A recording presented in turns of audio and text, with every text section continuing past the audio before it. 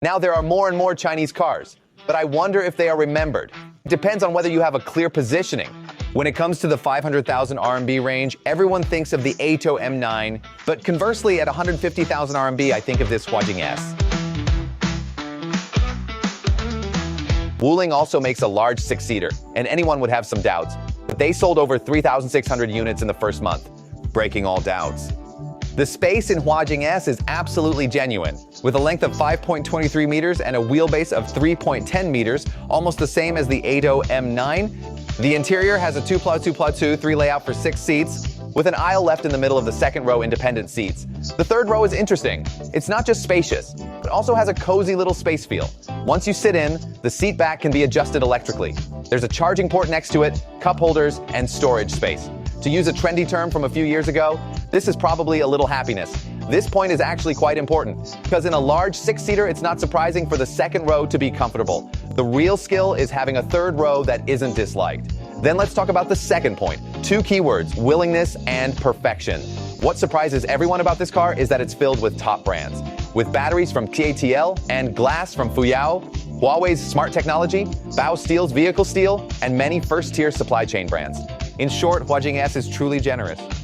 For example, its front windshield is designed to fit Huawei's in-cabin laser vision system, with high requirements for light transmittance and refractive index. The Wuling specially customized this glass with Fuyao. If you think this isn't obvious enough, let's look at its 4 Michelin PS4 tires. It's my first time seeing Michelin on a Wuling car. You know, many high-end cars are cutting costs now. They're reluctant to use such good tires. Yet here we see them on HuajingS. Another detail is that the windshield wiper spray doesn't come from the hood, but directly takes water from the wiper. This design is more common in high-end cars. The spray is more even and less likely to miss, and the cleaning efficiency is also higher. Looking at all these details, you'll feel this car isn't just thrown together. The premium feel of HuajingS is in the tangible details of materials and craftsmanship. Speaking of which, let's take a look at the attention on HuajingS's various configurations. You'll find this is yet another car that gets more desirable as it gets more expensive. Most people bought the second highest version, and there's also a top-spec 4-wheel drive version. This version is the same except for the rear wheel and 4-wheel drive differences. All configurations include a refrigerator, a TV, a large sofa, and 2 small tables in the second row. Both the first and second rows have massage features and there's an air purifier, etc. Of course, if you don't have such high requirements for the rear row and just want to pursue space, then the 165,800 RMB version is also a good choice. Finally, let's talk about my views on this car. Now, everyone says cars are becoming similar. Suddenly, a bunch of flagship models have emerged.